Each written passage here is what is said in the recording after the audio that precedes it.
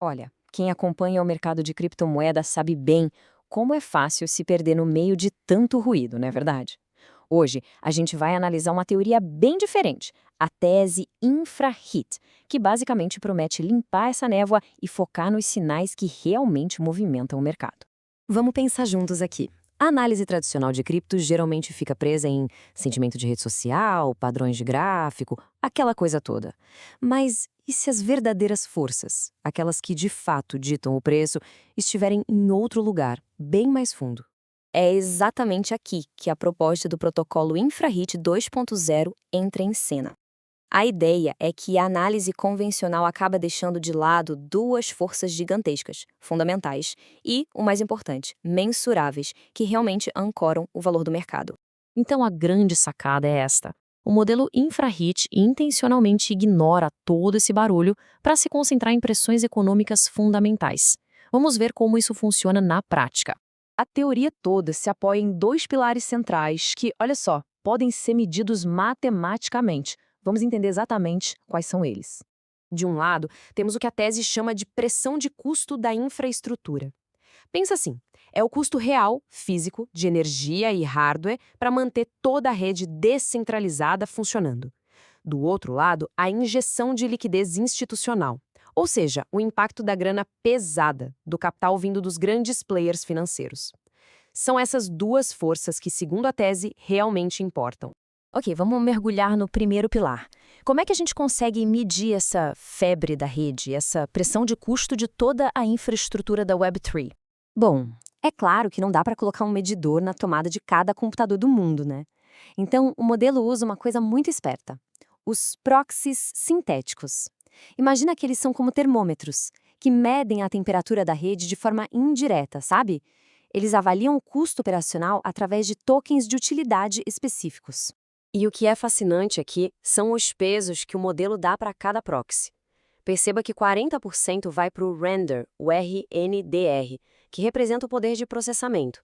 Isso reflete uma realidade bem atual. Com a explosão da inteligência artificial e da computação em nuvem, a demanda por GPUs virou um indicador-chave da saúde e do custo da infraestrutura. Essa tabela aqui só detalha um pouco melhor essa trindade, mostrando exatamente o que cada um desses proxies representa e o peso que ele tem na pontuação geral do custo da infraestrutura. Para juntar tudo isso, o modelo usa uma métrica estatística chamada Z-score. O nome pode parecer complicado, mas a ideia é simples. Ele nos diz o quão anormal o custo atual está em relação à média. Se o Z-score ficar positivo, é como se o sistema estivesse com febre, superaquecido. E quando isso acontece, é um sinal bem forte de que uma correção de mercado pode estar a caminho, porque o preço do ativo precisa se ajustar a essa pressão de custo. Tudo bem, agora vamos para a segunda grande força, o dinheiro institucional. Para usar uma analogia, o varejo cria ondas no mercado. As instituições, elas criam tsunamis. E o ponto-chave aqui não é olhar o volume absoluto de negociação, mas sim a anomalia. Em outras palavras, o modelo está procurando por picos de volume que fogem completamente do padrão recente. São esses movimentos bruscos que sinalizam a entrada de um peixe grande no jogo. E esse é o gatilho. Quando o volume de negociação de um ETF importante, como o IBIT da BlackRock, por exemplo, ultrapassa em 1,5 vezes a média dos últimos 7 dias, pronto, isso é um alerta claro de que capital institucional relevante está se movendo.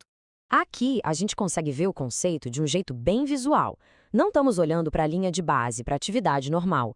O que se busca são esses picos súbitos, esses saltos dramáticos que indicam um movimento atípico. Certo. Então, temos dois sinais poderosíssimos, um de custo e outro de liquidez.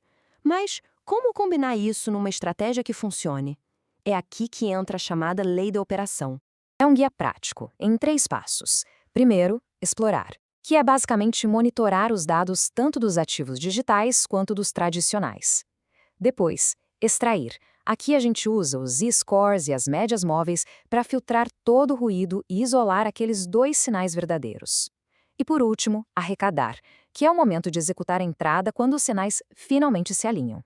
O ponto crucial, a tal da tempestade perfeita, é este, o momento exato em que a infraestrutura esfria, ou seja, os custos operacionais estão baixos e, ao mesmo tempo, as baleias estão injetando liquidez com aqueles picos de volume nos ETFs.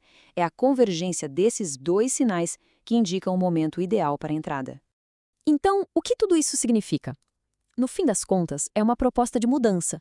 Sair da pura especulação, do achismo, e passar para uma operação calculada, usando um tipo de radar macroeconômico construído sobre essas duas forças bem mais fundamentais. Ao ancorar a análise no custo físico e nos fluxos de capital institucional, a tese InfraHits nos deixa com uma pergunta bem provocadora. Será que este poderia ser o fim do puro jogo de adivinhação no mercado de criptomoedas?